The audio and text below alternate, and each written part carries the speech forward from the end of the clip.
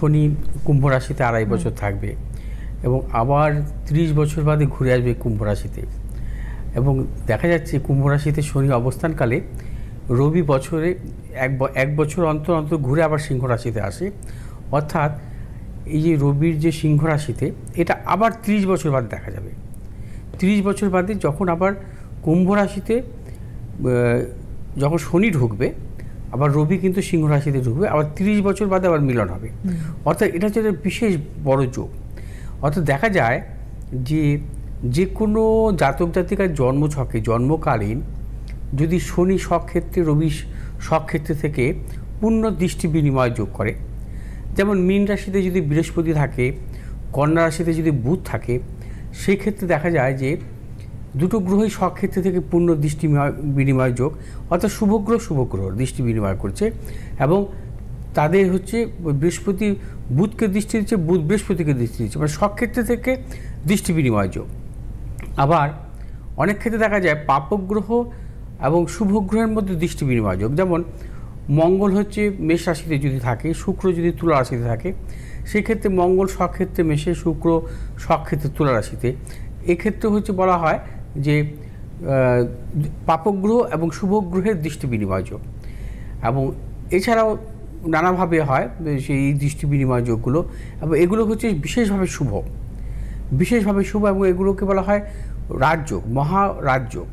আবার অনেক ক্ষেত্রে আমরা দেখি যে নিচস্থ থেকেও মহারাজযোগ হয়, যেমন শনি যদি কখনো মেষ রাশিতে থাকে, রবি যদি তুলা রাশিতে থাকে, সেক্ষেত্রে দুটো গ্রহই হচ্ছে নিচস্থ অবস্থায় আছে এবং তাদের দৃষ্টি বিনিময় যোগ হচ্ছে। আবার বৃহস্পতি অনেক সময় মকর রাশিতে থাকে, মঙ্গলও হচ্ছে কর্কট রাশিতে থাকে, দুটো গ্রহই নিচস্থ, সেক্ষেত্রে দৃষ্টি বিনিময় যোগ হচ্ছে।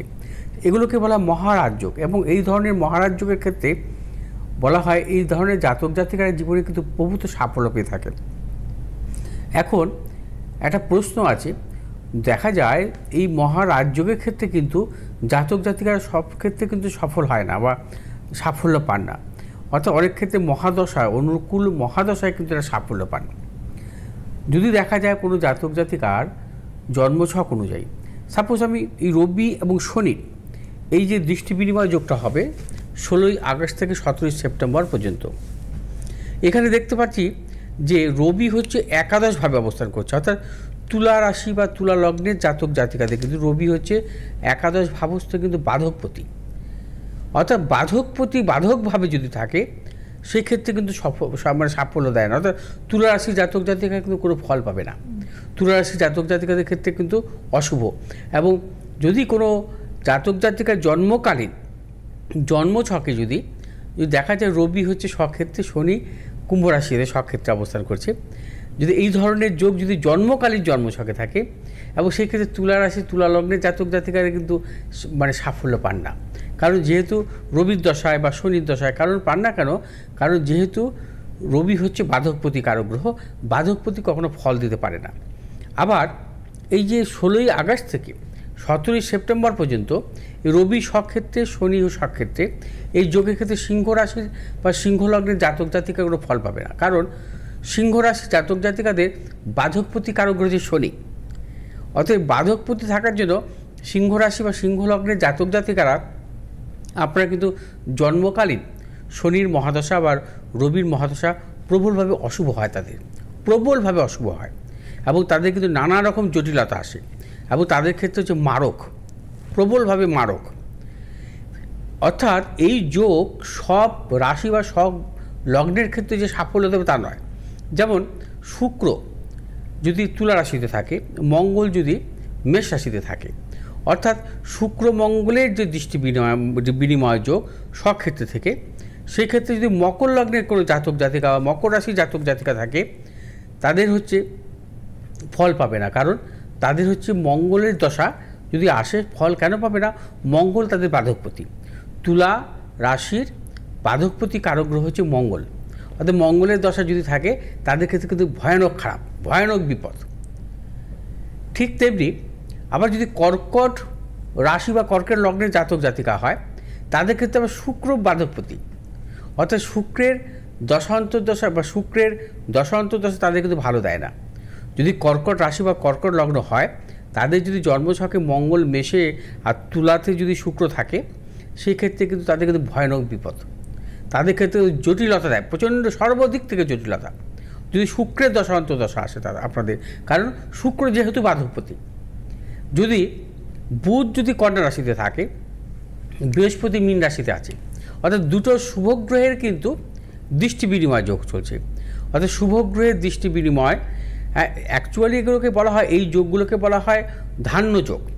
অর্থাৎ শনি রবির যে সমসপ্তম যোগ, বুধ এবং বৃহস্পতির যে সমসপ্তম যোগ, শুক্র মঙ্গলের যে সমসপ্তম যোগ, এগুলোকে আবার ধান্য যোগ। ধান্য যোগে জাতক জাতিকাদের অর্থনৈতিক সাফল্য আসে। কিন্তু আমি বারবার বলছি যে সর্বক্ষেত্রে সাফল্য আসে না। আপনার সাফল্য আসবে কখন, সেটা নির্ভর করবে আপনার জন্ম চার্ট অনুযায়ী। অর্থাৎ বুধ যদি কন্যা রাশিতে থাকে ও বৃহস্পতি যদি মীন রাশিতে থাকে, বৃহস্পতি মিথুন রাশি জাতক জাতিকাদের ক্ষেত্রে কিন্তু বাধকপতি। সেক্ষেত্রে মিথুন রাশি জাতক জাতিকারা বৃহস্পতির দশায় সাফল্য পাবে না। বৃহস্পতি দশায় নানা রকম প্রতিকূলতা আসবে। অর্থাৎ যেহেতু বৃহস্পতি হচ্ছে মিথুন রাশি বা মিথুন লগ্নের জাতক জাতিকাদের ক্ষেত্রে বাধকপতি কারক গ্রহ। অতএব এই ধরনের মহাযোগের ক্ষেত্রে লক্ষ্য রাখতে হবে বাধকপতি কারক গ্রহ কিনা। অতএব এই যে 16ই আগস্ট থেকে 17ই সেপ্টেম্বর এই সময়কালীন যে এই মহাযোগের সৃষ্টি হয়েছে ধান্য যোগের, সেক্ষেত্রে কিন্তু তুলা রাশি বা তুলা লগ্ন, সিংহ রাশি বা সিংহ লগ্নের জাতক জাতিকাদের ক্ষেত্রে মোটেই শুভ নয়। এবং আপনারা কিন্তু কোনো ফল পাবেন না, নানা রকম প্রতিকূলতা যাবে, শারীরিক মানসিক প্রতিকূলতা, অর্থ নাশ আসতে পারে, এবং এই ক্ষেত্রে প্রবল গুপ্ত শত্রু আসতে পারে, এবং প্রিয়জনের শারীরিক বিড়ম্বনাও আসতে পারে। সতর্কতা অবলম্বন করতে হবে এই যোগের ক্ষেত্রে। আবার কারা পজিটিভ ফল পাবেন সেক্ষেত্রে আমি অবশ্যই বলবো শেষের দিকে, কারণ একটু ওয়েট করুন আপনারা। আর এই ধরনের যোগ, অর্থাৎ আর একটা কথা বলবো যে নিচস্থ গ্রহরা, অর্থাৎ শনি মেষে নিচস্থ, রবি নিচে নিচস্থ, তার পাশাপাশি মঙ্গল মকরের নিচস্থ, মঙ্গল কর্কটের নিচস্থ, মকরে বৃহস্পতির নিচস্থ, এদের যে দৃষ্টি বিনিময় যোগ, এই দৃষ্টি বিনিময় যোগ কিন্তু দুর্দান্তভাবে শুভ। এবং এই ধরনের যোগের ক্ষেত্রে দেখা যায় যদি কখনো কোনো জাতক জাতিকার অনুকূল মহাদশা আসে, বাধকপতির মহাদশা কিন্তু তারা ফল পাবে না। এই ধরনের যোগের ক্ষেত্রে বৃহস্পতির মহাদশা কিন্তু কোনো ফল দেয় না। এই ধরনের যোগের ক্ষেত্রে দেখা যায় যে বিশেষ করে মকর লগ্নের জাতক জাতিকাদের মঙ্গলের দশা ভয়ানক খারাপ হয়। এবং এই যোগের ক্ষেত্রে দেখা যায় যদি অনুকূল দশা আসে, তাদের কিন্তু রাজভাগ্য, তারা সর্বদিক থেকে সাফল্য পায়। তাদের কিন্তু অর্থনৈতিক সাফল্য, প্রভাব, প্রতিপত্তি, কর্মক্ষেত্রে যশ, নানা রকম সাফল্য আসে। এবং চন্দ্র যদি কর্কট রাশিতে থাকে, মকরে যদি শনির অবস্থান থাকে, এই চন্দ্র এবং শনির যে দৃষ্টি বিনিময় যোগ, এটাও কিন্তু শুভ। এই ক্ষেত্রেও কিন্তু দেখা যায় চন্দ্র এবং শনির দৃষ্টি বিনিময় যোগের ক্ষেত্রে কিন্তু বিশেষ করে মিথুন লগ্ন আর সিংহ লগ্নের জাতক জাতিকায় কোনো ফল পান না, কোনোভাবেই কিন্তু এরা ফল পায় না কখনো, যদি জন্মকালীন থাকে বা গোচরও থাকে। মিথুন এবং সিংহ রাশি জাতক জাতিকাদের ক্ষেত্রে নানা রকম প্রতিকূলতা আসে। অতএব সর্বক্ষেত্রে দেখা যায় যে বাধকপতি গ্রহের যদি দশা আসে, সেই ক্ষেত্রে বা বাধকপতি এই গোচরে যখন এই যোগের সৃষ্টি হয়, বাধকপতি গ্রহরা কিন্তু নানা রকমভাবে সাফল্য দেয় না এবং সর্বক্ষেত্রে প্রতিকূলতা আসে।